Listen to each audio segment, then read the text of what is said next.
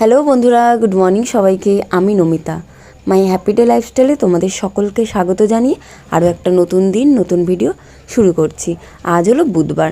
আশা করি তোমরা সকলে অনেক অনেক ভালো আছো, আমরাও ভালো আছি। কাল তো কোনো ভিডিও শেয়ার করতে পারিনি, কালকে বৃহস্পতিবার ছিল। আর এই যে ভিডিওটা দেখছো এটা হলো বুধবার। রাত্রিবেলা কাজ বাজ সেরে ঘুমাতে গেছি, আর কিছুক্ষণ পরেই চলে গেছে কারেন্ট। আর সেই কারেন্ট আস্তে আস্তে প্রায় 4:30 বেজে গেছে। এই যে এত পরিমাণে গরম, এই গরমে যদি কারেন্ট চলে যায় তাহলে কি আর ঘুম হয়? সারা রাত জেগে আছি, কোনো ঘুম নেই তিনজনেরই। শুধু আমাদের বলতে না, আমাদের এই যে পুরো বস্তি বাড়ি প্রত্যেকটা ঘরে ঘরে কারেন্ট চলে গেছে। একজনের ঘরেরও কারেন্ট ছিল না, মানে এটা হলো প্রথমবার। আর এতটা সময় নেই। তারপরে তো যা হয়েছে 4:30 সময় কারেন্ট এলো, একটু ঘুমালাম। কিন্তু বৃহস্পতিবার মানে কালকে বৃহস্পতিবার সারা দিনটা জ্বালিয়েছে কারেন্ট। একবার যাচ্ছে একবার আসছে, আর যাচ্ছে তো যাচ্ছে আধ ঘন্টা, কখনো 1 ঘন্টা, কখনো 2 ঘন্টা। এমনি করতে করতে প্রায় রাত্রি 9টা অবধি এই জিনিসটা চলেছে। তার জন্য তোমাদেরকে পরে গিয়ে একটা পোস্ট করেছিলাম যে আমি ভিডিও শেয়ার করতে পারিনি, কারণ রেকর্ডিংই তো করতে পারছি না। তার মধ্যে ভয় লাগছে যদি চার্জ শেষ হয়ে যায়, যদি চার্জ না দিতে পারি, মানে এই কারণে আর দিতে পারিনি। তো আমি এই যে রেকর্ডিংটা করছি, এটা আমি শুক্রবার সকালে বসে বসে রেকর্ডিংটা করছি, জানো তো। আর শুক্রবার তোমাদের সঙ্গে এই ভিডিওটা শেয়ার হবে। তো যাই হোক, সকালবেলা উঠে আজকে টিফিন বানিয়ে নিলাম আমি পাউরুটি মাখন। কারণ এক দিদিভাই আমাকে বলেছিল যে রোজ রোজ ছাতু খাওয়াটা নাকি ভালো না।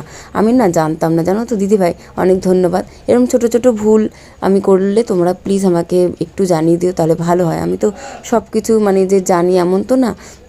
সত্যি খুব ভালো লাগলো। আমি চেষ্টা করব মানে ওই সপ্তাহে একবার বা 2 সপ্তাহে একবার, বা যখন অনেকটা হাতে কাজ থাকবে তখন ফট করে ছাতুটা বানিয়ে দেওয়ার। রোজ রোজ না খাওয়াই ভালো। ঠিক আছে, আমি জানতে পেরেছি। তো এবার থেকে চেঞ্জ করে করে খাওয়া হবে। আর এত পরিমাণে গরম পড়েছিল, আর কি বলবো, ভাবছিলাম ছাতুটা হয়তো ভালো, রোজ দিন একটু একটু করে খাই, এক সময়ও বেঁচে যাবে, সকালবেলায় করতে হবে না, টিফিন করতে হবে না। আর এমনি তো ছেলে স্কুল খুললে তো টিফিন বানাতেই হতো, কিন্তু একদিকে তুমি বলেছো ভালো করলে। তো থ্যাংক ইউ দিদি ভাই। কমেন্টে মনে হয় রিপ্লাই দেওয়া হয়নি, তবে তোমাকে এই ভিডিওর মধ্যেই বলে দিলাম। তারপরে চলে এলাম উপরে এসে এই যে ছেলে তো পড়তে চলে গেছে, তো পাউরুটি খেয়ে আমিও একটাই খেয়েছিলাম, আর বরমশাইকে দিয়েছি, বরমশাই নিয়ে চলে গেছে। তারপর উপরে এসেছি এই বিছানাটা গোছানোর জন্যই, কিন্তু আর গোছানো হলো না। ভাবলাম একেবারে চাদরটাই চেঞ্জ করে দিই, তো চাদরটা চেঞ্জ করে নিলাম। আজকে বালিশের ওয়ারগুলোও চেঞ্জ করতে হবে, বেশ কদিন ধরে চেঞ্জ করা হয়নি। আর যা গরম পড়েছে কি বলবো, 2 দিন পর পর মনে চাদরটা চেঞ্জ করে দেওয়াই ভালো। মানে একটুখানি ধুলোবালি মনে হলেই যেন আরও যেন গরম গরম লাগছে। 2 দিন পর পর বা 3 দিন পর পরই চাদর চেঞ্জ করা উচিত। কিন্তু আমার উপরের ঘরে না খুব একটা আশাই হয় না বলতে গেলে। তোমরা হয়তো বুঝতে পারবে, আমি খুব বেশি হলে মানে এই গরমের কথা বলছি, এই গরমের সময় ওই রাত্রেবেলায় আসা হয়, নাহলে আমাদের উপরে ওঠাই হয় না। এই যে সকালবেলা সবাই চলে গেছে নিচে যে যার মতন, মানে বড়মশাই কাজে, ছেলে পড়তে, এই যে আমি চাদরটা ঠিকঠাক করে গেলাম নিচে, আর উপরে আসাই হবে না। খুব বেশি হলে একবার এলাম তো কোনো একটা বই খাতা বা অন্য কোনো কাজের জন্য এলাম, আবার টুক করে চলে গেলাম। বৃষ্টি যখন হবে বা যখন ঠান্ডাকাল পড়বে তখন কিন্তু একটু আসা হয়, বসা হয়, শোয়া হয়। বৃষ্টিকালে একটু উপরে এসে বসলাম, কিন্তু গরমকালে উপরে ওঠা মানে আমরা মনে হচ্ছে কোনো গরম একটা হাঁড়ির মধ্যে ঢুকছি, এরকম একটা মানে ফুটন্ত জলের মধ্যে ডুব দিচ্ছি, এরকম একটা ব্যাপার। এত পরিমাণে মানে সকাল 7টার থেকে শুরু হয়ে যায় গরম, এত পরিমাণে গরম হয়। তো যাই হোক, চাদর টাদর চেঞ্জ করে এবার ঘরদোরটা ভালোভাবে মুছে বেশি বেশি করে জল দিয়ে দিয়ে মুছবো। উপরটা যখন মুছছিলাম না বন্ধুরা, যেন মনে হচ্ছে আমি মানে জলটা যে নর্মাল জল নিয়ে এসেছিলাম সেটা যেন গরম হয়ে গেছে, এরকম পুরো গরম জল হয়ে গেছিলো। দুবার করে মুছেছি। প্রথমে তো বেশি বেশি করে জল দিয়ে মুছি, আমার এটা মানে অভ্যাস, উপরের ঘর হোক আর নিচের ঘর হোক। আর যখন ঠান্ডা পড়ুক আর গরম পড়ুক আর বৃষ্টি হোক, আমি প্রথমে বেশি বেশি করে জল দিয়ে মুছি, একদম পুরো মেঝেটা জল জলে হয়ে যায়।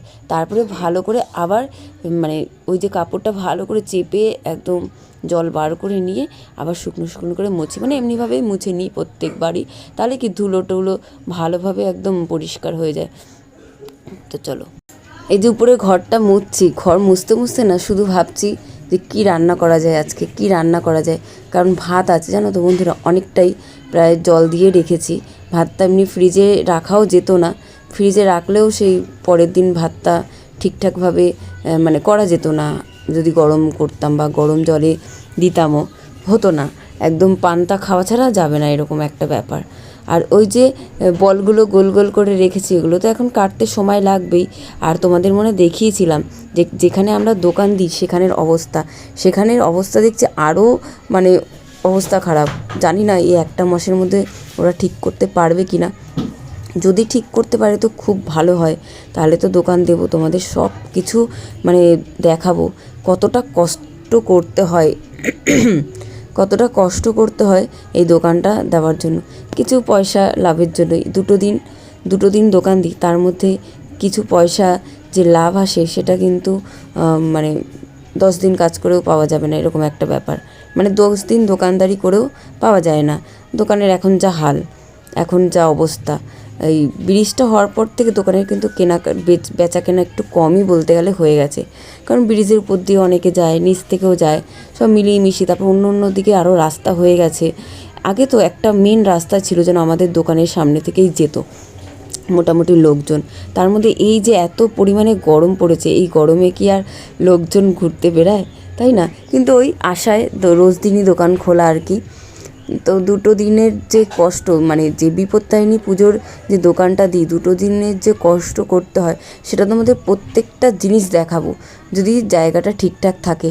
আর যদি জায়গাটাই ঠিক না থাকে তাহলে আর কি করা যায়। একটু টেনশানে আছি, আবার ভাবছি টেনশান করে বা কী করব, কারণ দড়িগুলো তো আর ফেলে দেওয়ার জিনিস না, ওইগুলো রেখে দিলে ঠিক যেমন করে হোক এই বছর না হলে আগের বছর বা আমাদের দোকানের সামনে বসলেই সব বিক্রি হয়ে যাবে। দোকানের সামনে বসবো, এরকম একটা ব্যাপার। দোকানের সামনে হলেও হয়ে যাবে যতটা হোক। একবার যখন লকডাউন ছিল, ওরকম একবার লকডাউনের সময় আমাদের দোকান বসাতে পারিনি, তো দোকানের সামনে বসতে দড়িগুলো সব উঠে গেছিলো, মানে বিক্রি হয়ে গেছিলো আর কি। সেটাই ভাবছি যদি হয়ে যায়, জানো, হয়ে গেলেই ভালো।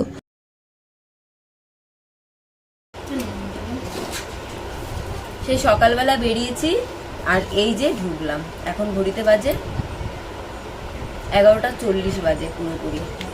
আর এখন বসে বসে এই যে দুপুরবেলা ভর দুপুরে আটা ময়দা মাখছি, মিক্সড করা। বাবা, আমি এমনি করে ওরকম পুরো উড়ে চলে গেল কতটা। আটা কমই আছে, একদম অল্প, কিন্তু ময়দাটা বেশি আছে। কেন মাখছি সেটাও আমি তোমাদের বলছি। এই ভর দুপুরবেলা ভাত সব বাদ দিয়ে আর কেন এই যে ময়দা আটা মাখতে বসেছি। প্রথমে বলি, ওই বাড়িতে মায়ের বাড়িতে 3 জনেরই জ্বর।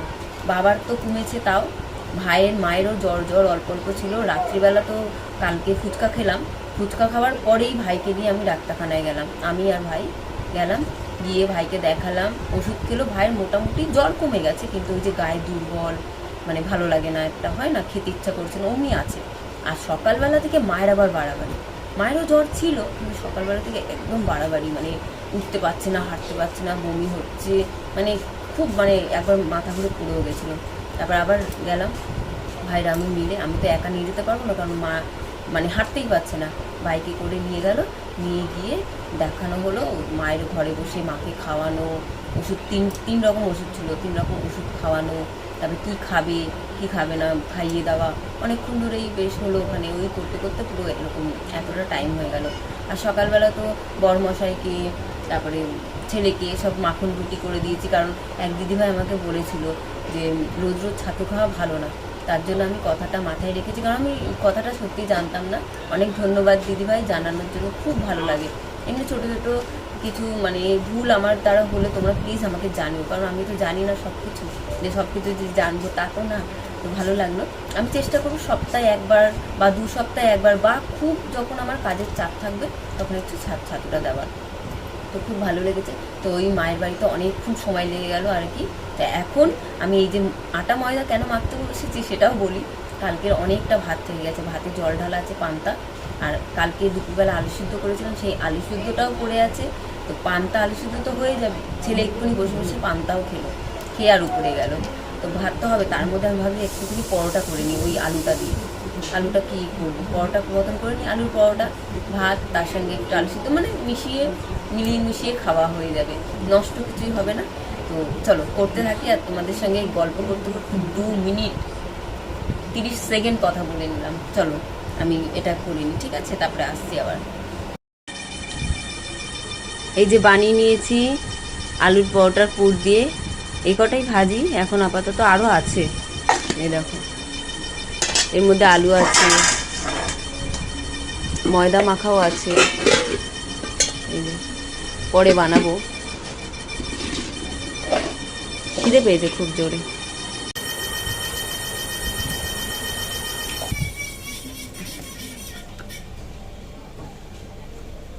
আলুর পরোটা বানানো হয়ে গেছে, 4টে বানিয়েছি এখন আপাতত। আর এই যে টমেটো সস, 1 বাটি টমেটো সস নিয়ে বসে পড়েছি, হাফ বাটি। আমি কিন্তু টমেটো সস পছন্দই করতাম না, চিলি সস পছন্দ করতাম।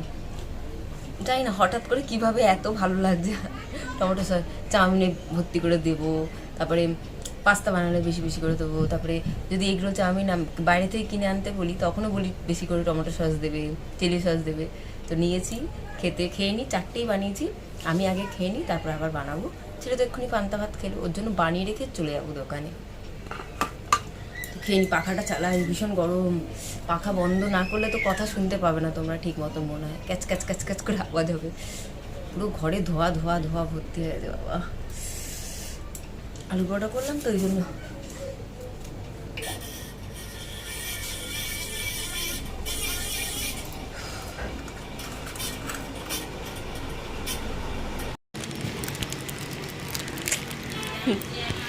আমরা আইসক্রিম দেখতে পেয়েছি রাস্তায়, ওই দেখো আইসক্রিম দেখা যাচ্ছে না, ওই দূরে চলে গেছে। 2টো আইসক্রিম নিয়েছি, একটা দেখা, একটা কুলফি আর একটা আইসক্রিম। কুলফিটা পেস্তা বাদাম, তাই তো? আর ওইটাও একটা নতুনত্ব, ভাবলাম একটু নতুন কিছুই খাই। কুলফি তো সবসময় খাওয়া হয়, ভাবলাম এটাই আমি নিই, এটা আমি কোনোদিন খাইনি। দুজন 2 রকম নিলাম, ভালো বেশ। আমিও মানে ছেলেটা টেস্ট করতে পারবো, ছেলে আমারটা টেস্ট করতে পারবে আইসক্রিম, তাই তো? তো যাই, আমরা ঘরে যাই, ঘরে গিয়ে আবার ভিডিও করবো, ঠিক আছে? ও হ্যাঁ, আমি কিন্তু সেই দোকানে যাওয়ার আগে ছেলেকে পরোটা বানিয়ে দিয়েছিলাম, ও কিন্তু খেয়েছে। তারপরে ওকে মায়ের ঘরে রেখে আমি চলে গেছি দোকানে। মায়ের মোটামুটি জ্বরটা কমেছে ওষুধ খেয়ে, বলেছি আমি যে একবার করে ওষুধ খেলে অনেকটা জ্বর কমবে, কারণ উনি খুব ভালো ডাক্তার। আমার ছেলে তখন 21 দিন বয়স, ওই দিন থেকে দেখে আমার ছেলেকে, উনি সবসময় ওনার কাছেই দেখে, খুব ভালো। ভাইরও যেমনি কমে গেছে জ্বর, একটু দুর্বল, তেমনি মায়েরও। মানে সকালবেলা ওষুধটা খেয়েই অনেকটা ফিট। দুপুরবেলা গিয়ে দেখছি অনেকটা, মানে উঠে বসতে পারছে, যেখানে উঠে বসতেই পারছিল না আর কি। যাই হোক, চলো ঘরে যাওয়া যাক, অনেক কথা বলে নিয়েছি।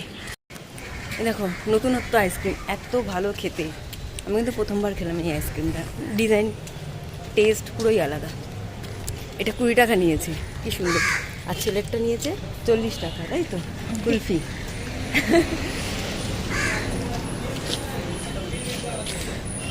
ও সে অন্য একটা নিচ্ছিল, না এটাই নেই, এটা বেশি ভালো।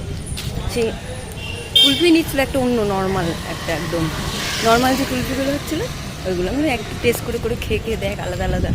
কালকে যেটা খেতে ওটাই খেতে চাইছিল। ওটা 20 টাকা নিয়ে যাবো কালকে, কুলফিটা ছেলে আমি খেয়েছিলাম। বেশ অনেক দিন পর কিন্তু ঘুগনি এসেছে আমাদের পাড়াতে, ঘুগনি বলে বলে এসেছে। তো ছেলেকে বললাম জানিয়ে।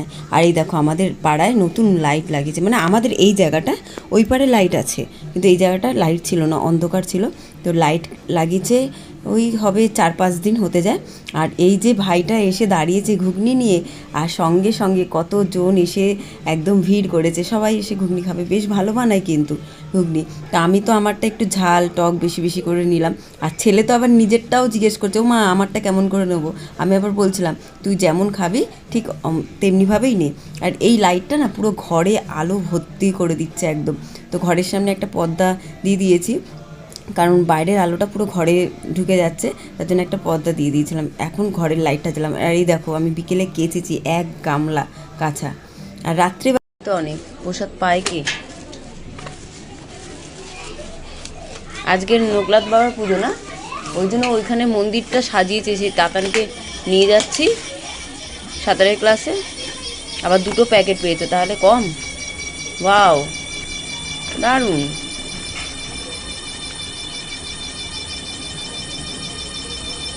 পুজো ছিল বুধবারে লোকনাথ বাবার, তো বরমশাই প্রসাদ পেয়েছে 2 প্যাকেট নিয়ে এসেছে। তো তো আমি আবার খেয়ে দেখছিলাম, বেশ ভালোই লাগছিলো ওই জিলিপিটা। এই জিলিপিটা তো সবসময় থাকে মিষ্টি দোকানে, মিষ্টি হিসাবে অনেকেই নেয় আর কি। কিন্তু নর্মাল যে জিলিপিটা ওটা কিন্তু মেলাতে পাওয়া যায় বা সকালবেলা করে পাওয়া যায় আমাদের এখানে। আর এই জিলিপিটা মিষ্টির দোকানে কিন্তু প্রায় সব মিষ্টির দোকানেই কিন্তু এটা রাখাই থাকে। তো এটা তো একবারে খেয়ে নেবো না, টুকটুক করে থাকবে, রাখা থাকবে। বর্মশের দোকান থেকে আসার সময় কিন্তু বিরিয়ানি নিয়ে আসিনি, কারণ আমি আলুর পরোটা করে রেখেছিলাম, দুপুরবেলা মাখা ছিল ময়দা, তারপর আলু ছিল, ওইগুলো আমি ছেলেকে সাঁতারের ক্লাস থেকে নিয়ে আসার পরেই সঙ্গে সঙ্গে করে রেখেছিলাম। তো ঘরেও চলে এসেছে, হঠাৎ ওর কী মনে হয়েছে, চান দান করে ছেলেকে নিয়ে চলে গেছে বিরিয়ানি আনতে, তার সঙ্গে আবার লিমকাও নিয়ে এসেছে। তো যাই হোক, আলুর পরোটাগুলো পরের দিন সকালে খাওয়া হবে গরম করে। তো আজকের ভিডিও এতটুকু, চলে আসবো কালকে আরও একটা নতুন ভিডিও নিয়ে। সবাই ভালো থেকো, সুস্থ থেকো, টাটা, শুভরাত্রি।